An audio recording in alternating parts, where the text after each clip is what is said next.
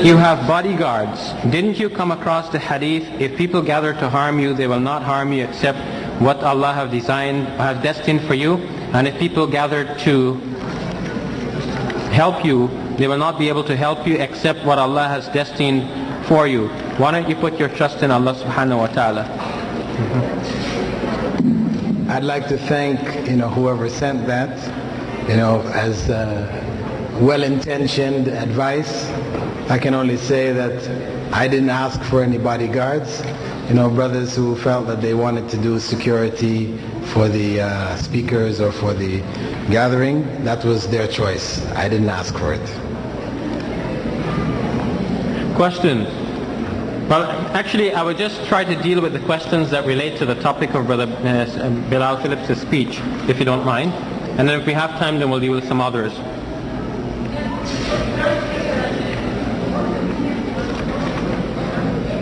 Okay, question. People who talk or laugh in their sleep, is that inspired by jinns? And two, does jinn possession or does jinn possessed person have epileptic sicknesses? We don't have two mics because it's kind of clumsy, back and forth, back and forth. Is there not two mics? There. Just leave it. No, don't keep passing it back and forth. Keep it around the back, okay?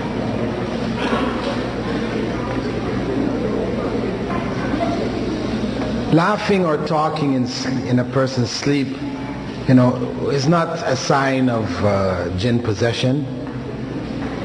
And epileptic fits, which a person may suffer from, may be either biological, which have to do with injuries to the head, or a variety of other injuries or imbalances in the body chemistry can lead to it, or it may be from the source of the jinn. So whenever we deal with any symptoms amongst people, and some of the questions are going to come, I've looked at some of them asking about the symptoms. How do we know when somebody is possessed? And what are the signs that indicate possession? Actually, the book which I have written has gone into details, identifying from different sources, those who are involved in the field, the common factors that they have identified. But the reality is that probably the greatest symptoms would be changes in personality, where a person exhibits behavior which is vastly different from their norm, and they will tend to shy away from religious things, whether it has to do with prayer or fasting, anything connected with the religion, the Quran, these type of things. And in extreme cases, you may find the person's actual voice changing, where a person may speak with a voice which is not the normal voice that they normally speak with. But again, as I said, some of this may have biological origin. That when we find somebody who is exhibiting strange behavior, etc., our first response should not be, well, this person must be possessed. Because you find, unfortunately, many parents, as soon as, children who are, for example, in this society, who are going to the public schools here, who are exposed to all of these, abnormalities in behavior, etc., which go on in public schools, and then our children come home and they start to exhibit some of these things. We assume, because this is not something we're used to in the home country, right? Back home, back in Pakistan or Egypt or wherever, we're not used to children behaving in this way, that we automatically assume that it must be a jinn that has gotten them.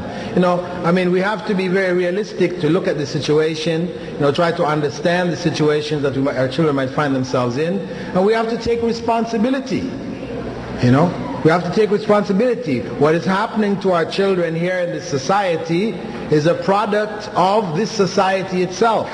What happened in Colorado, what happened in Alberta, what happened also in England and Ireland, these kinds of aberrations in behavior, etc., this is a product of the system, of a system which does not provide moral guidance for youth. So when our children stray, we don't need to blame it on the jinn, we need to blame it on ourselves for not providing them with the proper guidance that we should through either Islamic schools and education, Islamic environment. We have to take responsibility and not try to blame it on the jinn. Question. Assalamu alaikum. My question is, I have a brother who started working at the age of 18. He was generous when family and friends came to him. He fell apart when he started drinking and lost his job. He only worked for 7 years. He does not work now, neither drinking. It is said magic or evil eye happened to him. That's why he's unable to work. But when you sit with him, he is very social fellow and you cannot find anything wrong with him. He's now 48 years old, which means he hasn't worked for many years. If he was 18 at the time, 25, since 25 to 48 he hasn't been working. How do I help him? I am very concerned with his welfare. He does not pray though. Well, as you said, the person who's asking the question has said that this individual, while working, began to drink. Obviously, there is something that led that individual to drink. What we should try to find out is why did that individual begin to drink? Why that individual doesn't pray? I mean, this is the foundation. The point is, as Allah tells us in the Quran, that if we turn away from Allah's remembrance, فَمَنْ أَعْرَضَ عَنْ ذِكْرِي فَإِنَّ لَهُ مَعِيشَةً ضَنْكَ, that whoever turns away from my remembrance will have a wretched life.